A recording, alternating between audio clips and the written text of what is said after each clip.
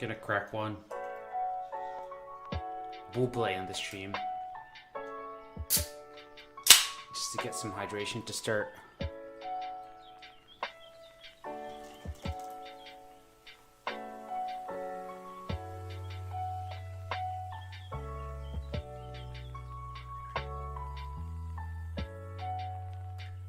And I love these bubles. Absolutely delicious. It's a very refreshing drink.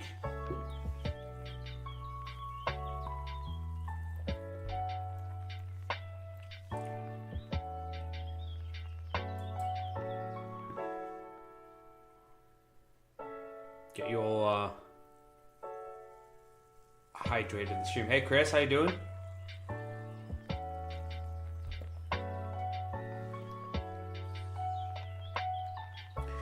So week 3 of the SOLIDWORKS VBA stream. I am your host, Evangelini from Blue Byte Systems. We have a new setting today here in my living room. We're bringing the chat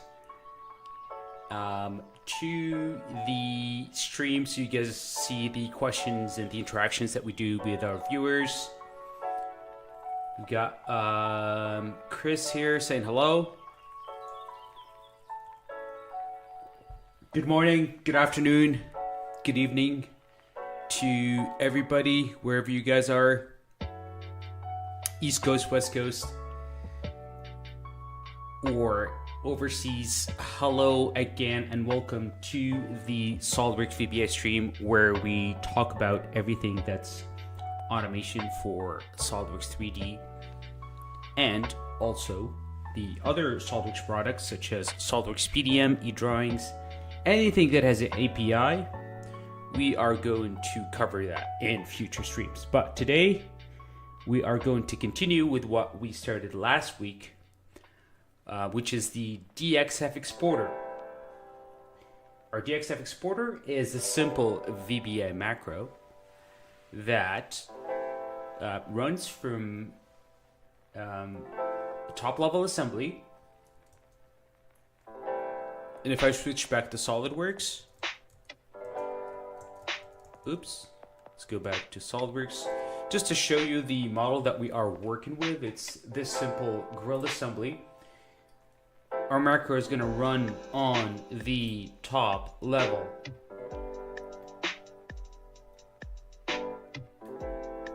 Assembly, right? This is going to be the active document. We're going to run through the tree of components, grabbing all of the documents, making sure that as we traverse the tree, we don't get duplicates, or we don't process duplicates for that matter.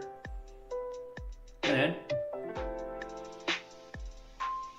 print every single sheet metal part to DXF. Let's do a quick code review of what we've written from last week. I'm going to switch back to the VB editor here. Just run quickly here. We've started with option explicit. Option explicit is an awesome feature of the VBA programming language. It pretty much tells the VBA editor to make sure that all variables are declared. And then after that, we've got our variable declarations with the SOLIDWORKS as the with the SW app as the SOLIDWORKS application, model doc, and then the assembly doc. We have a variant here called SW components that's going to hold all of our components from our top level assembly. And then we've got two variables here for the actual component iterator and the component to object, where we're able to get the model doc to verify that our document is a part, but also to check if the document has been added to the processed files collection. And then we simply start by creating a new instance fee of the collection, setting SW app, and then getting the active document, getting the assembly doc, and from it we get all of our components using the method get components with an S, false for the top level only parameter. And then we're simply running through the array of components that we get back from get components. And once we do that, we are pretty much getting the model doc from the component, checking if that model doc is nothing, right? Because sometimes the components that we can get are suppressed and thus they're not loaded in memory. So we need to check if the return value from get model doc2 is actually a valid pointer to an actual document that's loaded. And once we do that, we check if the path of the document has been actually added to our collection of process files. And if it's not, then we proceed by calling the method printDXF, which we are going to complete the implementation of today, and then we will jump into our quick fire questions Q&A session. I've got a decent number of questions that I will try to answer. They're pretty generic questions about the API. But right here we've got our function that we wrote that tells us if the item exists in the collection or not, or the path, right? And we've got Daniel. Hey, what's up, Daniel? Thank you for joining us today.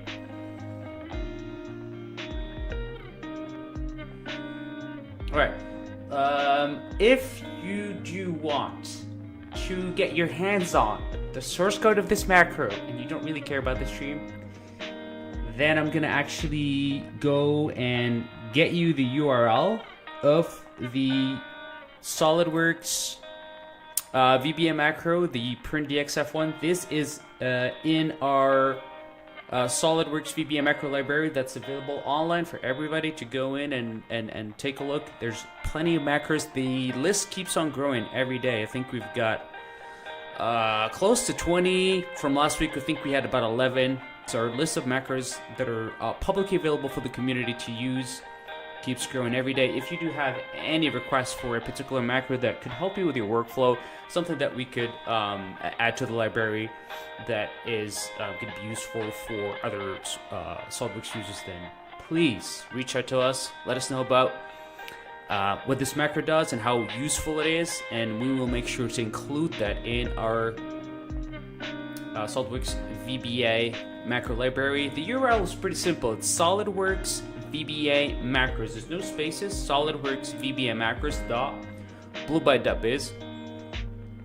And I can just bring it probably here just to show you guys. So I'll put that right over here, and just this is actually the source code. Absolutely, Daniel. The pleasure is mutual. Thank you for joining us today. Appreciate it. So you can find the source code at this URL, SOLIDWORKS VBA macros.bluebyte.biz. Bookmark this link. Share it with your colleagues. Always come back and see the latest macros that we add. We want to make sure that this list of macros grows. And this is our way of giving back to our community. I want to make sure that this content stays available to anyone that uses SOLIDWORKS. Alright. I'm going to copy paste the URL. Just like I said, I'm going to paste it in the chat so everybody has access to it. So let me do that real quick here.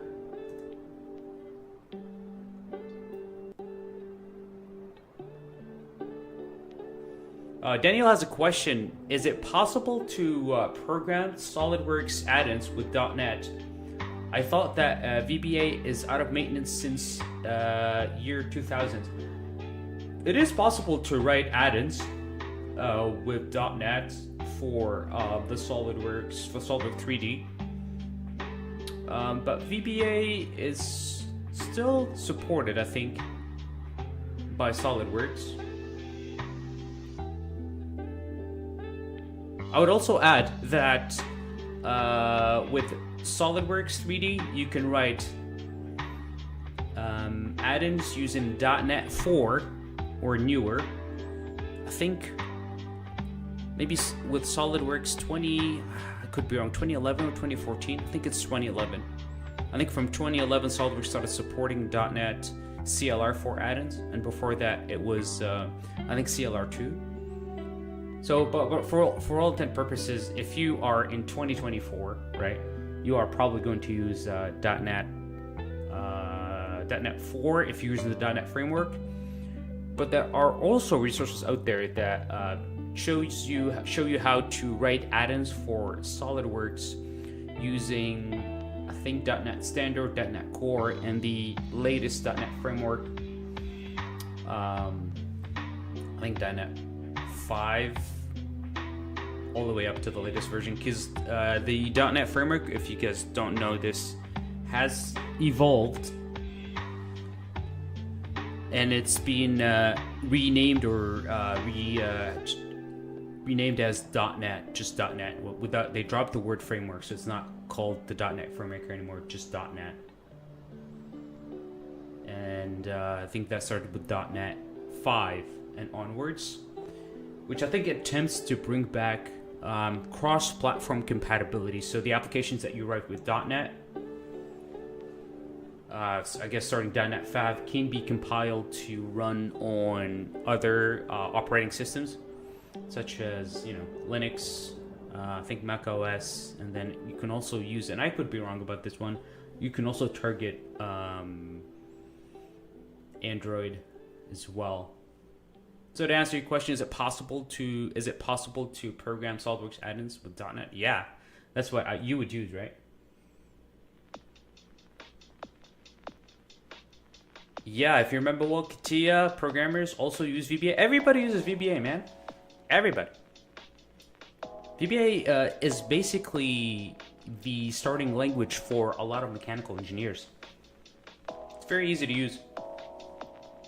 Anybody that has access to Microsoft Word, Excel, PowerPoint, CATIA, SolidWorks, I think Solid Edge, all of the major CAD editors, right?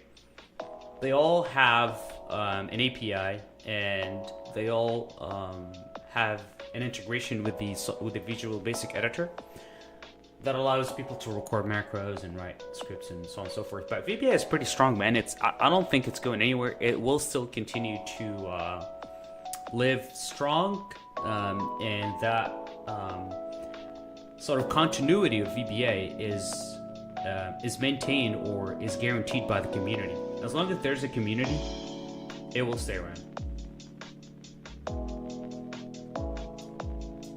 I would be surprised. I think I heard this.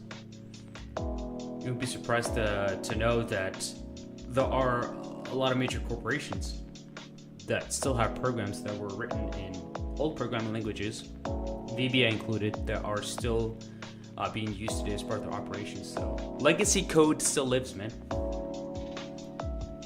So yeah, everybody used and still uses VBA.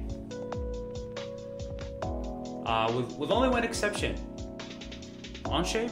Onshape does have some has its own programming languages. I don't think VBA is supported. It's does have automation, I think with feature script, and its own like web API, but no VBA for Onshape. Well, there's a reason for that, right? Awesome. So the link for our DXF macro is in the chat. You can grab it. Go to the VBA macro section, copy the code, paste it. The precondition of this macro is that you run it on an assembly that has a bunch of components. Some of them, you know, at least one sheet metal part, and that's going to print that sheet metal part as a DXF. All right, go back to our code review here. We're saying that we are getting the model doc from the component. We have a list of components that we are traversing.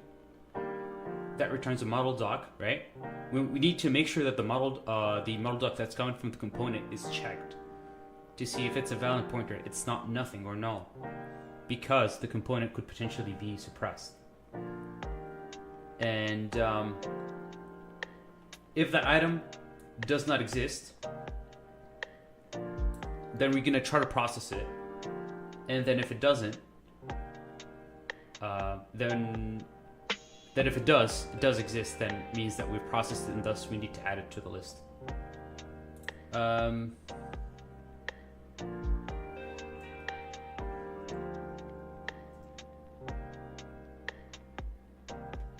So else, I need to add an end if here.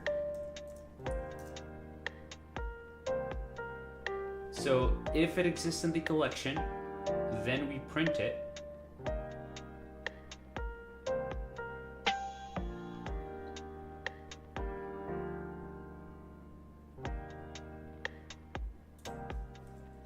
And I think I need to remove the else here. So as soon as we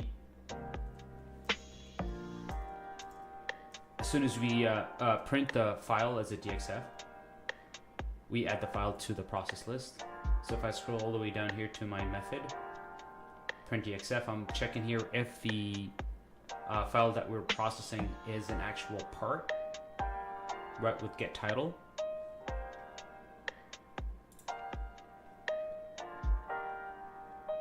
And then once we do that check, here we're gonna write the logic for printing the part document as a DXF. But before we do that, I want to just run the macro, make sure that everything here compiles and runs correctly. Let me go make sure that the music, maybe we can lower it down a tiny bit more. Alright, so in order to run a VBA macro, one of the first things that you want to do is to identify the entry point method. 99% of the time is going to be the main subroutine. Make sure that your cursor is within that subroutine, and then click on the run button up top here.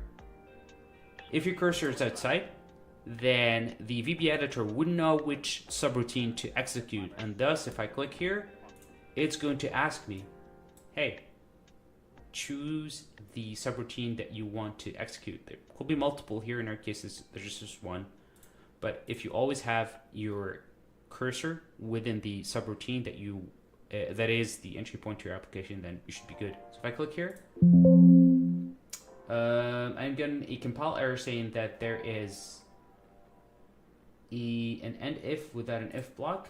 So if I remove this, and I'll also remove the printing of the component name because we don't need that, and run this. Let me click on debug. It says the key already exists with an element in the collection.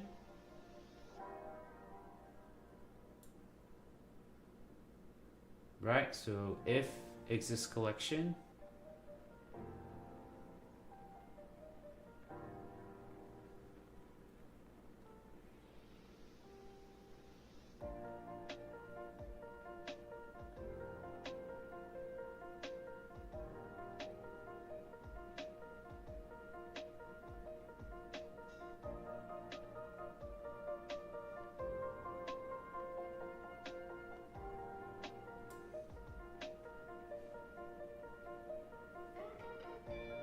alright, so let's stop the debugger. We're going to run through the code line by line here, right? I'm going to put a breakpoint at this level right here, and click on run. This would be the first component that we are going to process.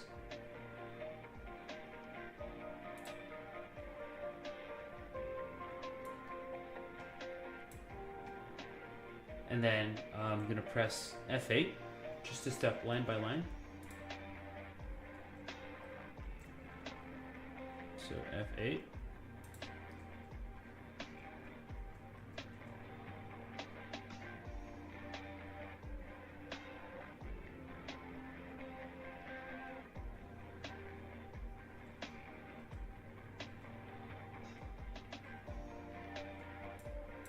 So this is not a part.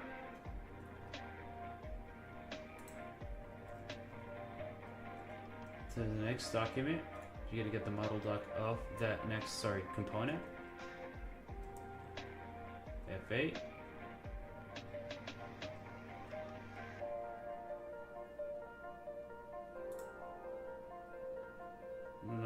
Take a look at the collection here. See, I think we have an issue with isObject. So what we want to do is take a look at the list, or go in here to the view menu. Let's take a look at the locals window. This is going to tell us what's inside of the collection. So we have one item here. that has which is the tank, right? That has the key. So let's go and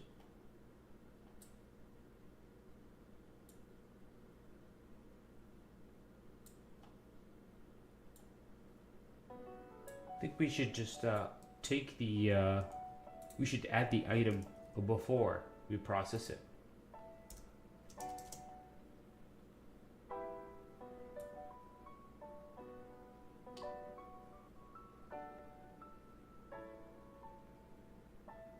Right, and we should probably also, instead of using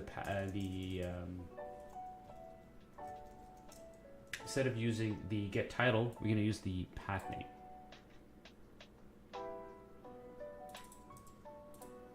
Alright, so let's stop the execution.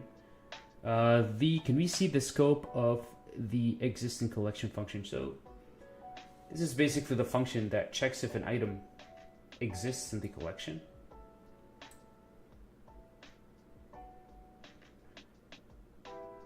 Simply checking if the value of the key here in our collection exists. If not, we are exiting the function. But I want to make sure that I'm using the get path name here instead of the get title. So if collection, let's switch this over to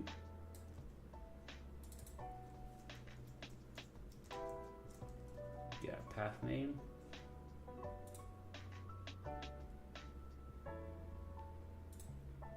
And then by traversing the collection of components, we're starting with the first one. We're getting its model.2, and then we are checking if that item exists in the collection. So we're gonna press F8. Says object. Our collection here has nothing, it's empty.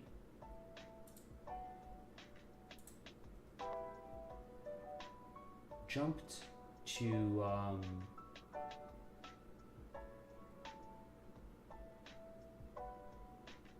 his collection is false. Okay. This is going to be the next item.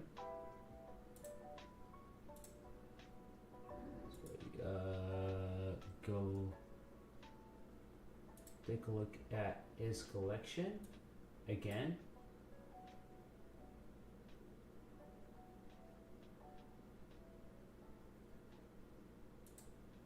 Item.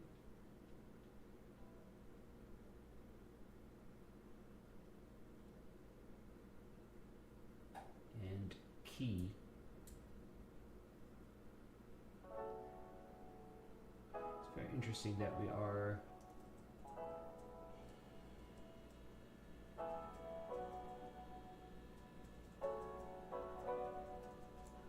if we continue running this, let me just remove this.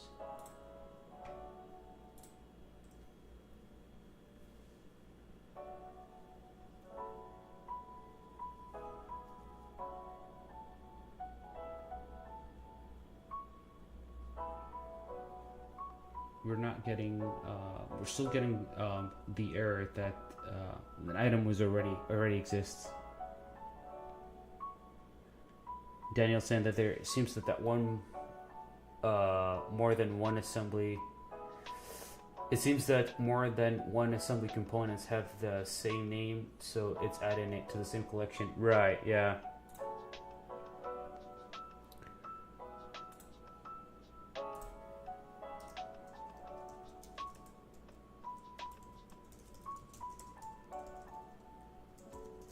That is true.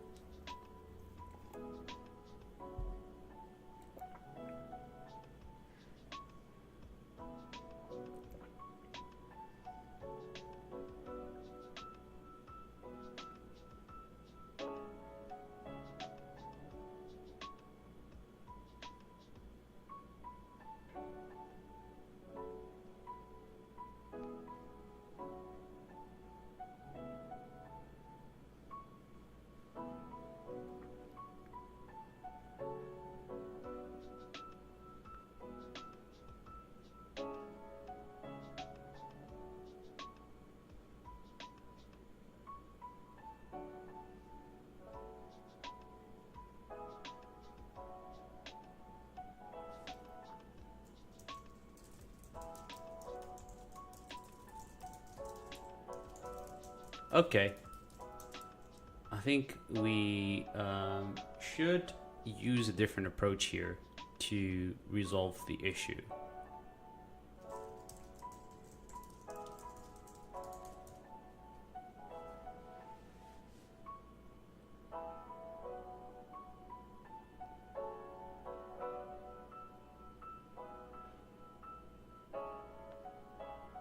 I'd rather use some unique identifier of the component, such as an object ID.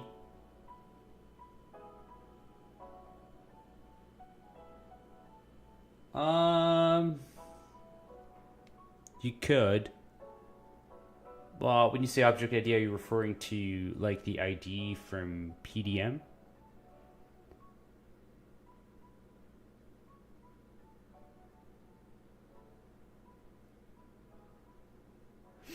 We could do that. We could make things easier for us here by simply dropping use of the collection. We're gonna reuse just a regular array.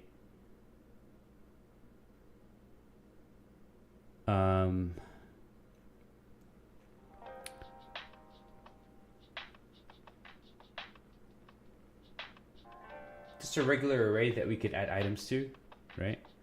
Gonna still define this as as like process files, but instead I'm just gonna define it here as a variant, and then we'll have to. We're gonna leave existing collection, but we're gonna change that. So we'll add a method here. I'm gonna call this so public. I'm gonna change this so that we are able to add items. So we'll call this add item to processed files. And this is going to be a subroutine. So public sub add item to process files. This is going to take in by ref as the, call this array as variant, and also by val as the processed file, right, as a variant.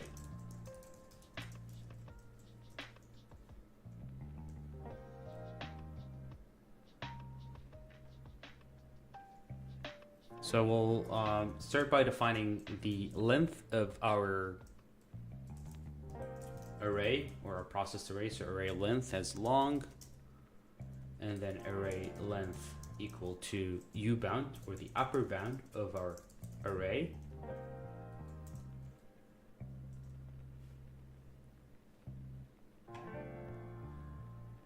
So if our upper bound is inferior to 0, oops, then we're going to redimension this to be an empty array, or rather not an empty array, but an array that has one item, and then the array at that index is going to receive the new item for else. And if we are going to use redim preserve array will be the array length plus 1, and then oops, in our case here the array is going to be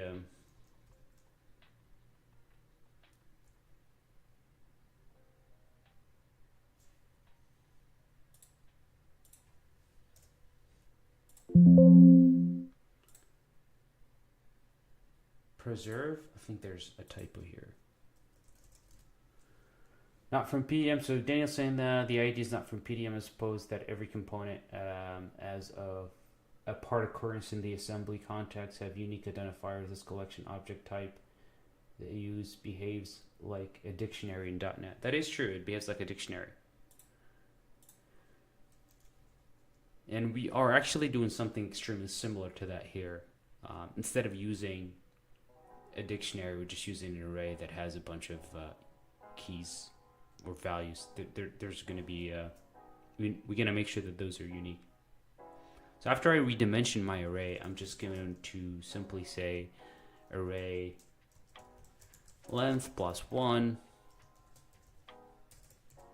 equal new item. So I've called this a different name, so I have to use that new process file parameter, and this is going to add my item. And now I can go back to existing collection here, and all I need to do is I'm going to do a by ref here. Oops, I'm going to change this to be array or ARR as variant.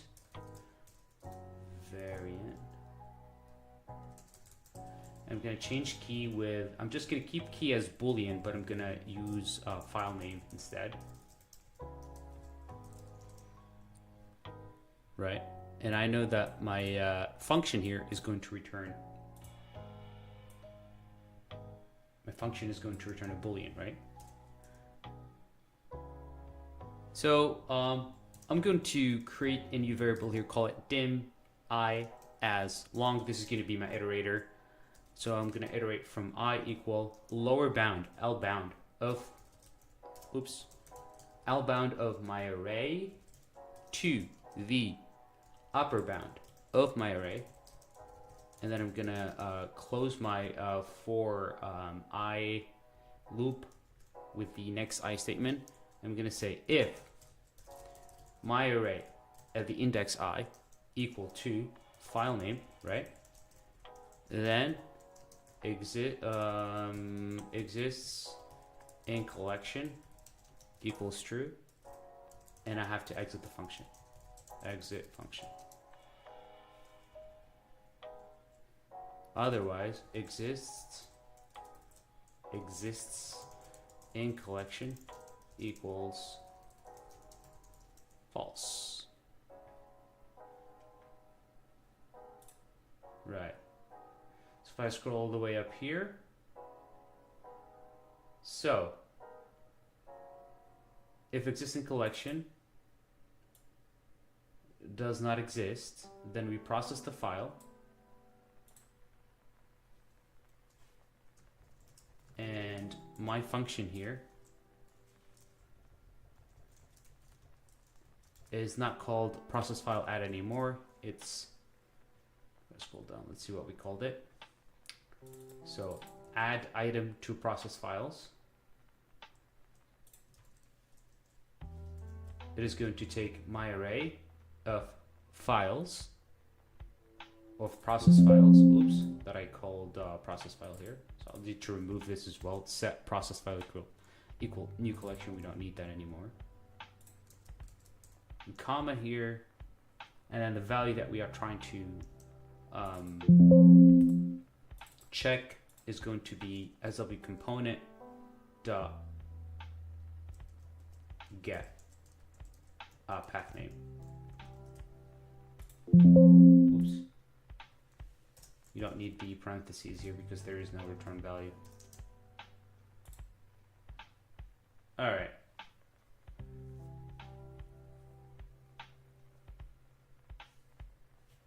Let's clear up the immediate window.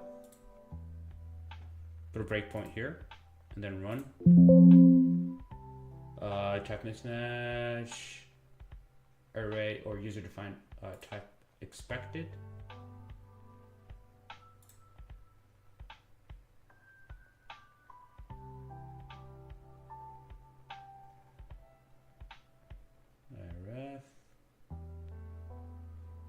I need to add the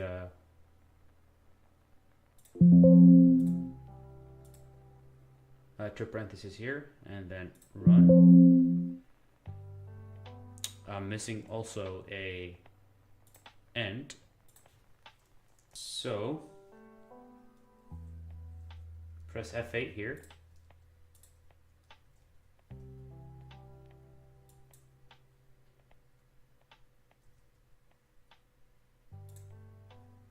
me rerun it. Stripped out of range. And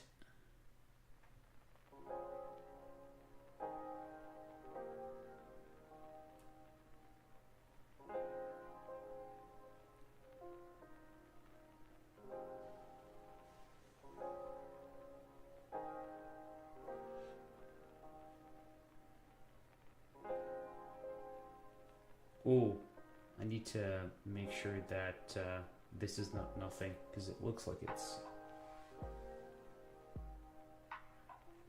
yeah.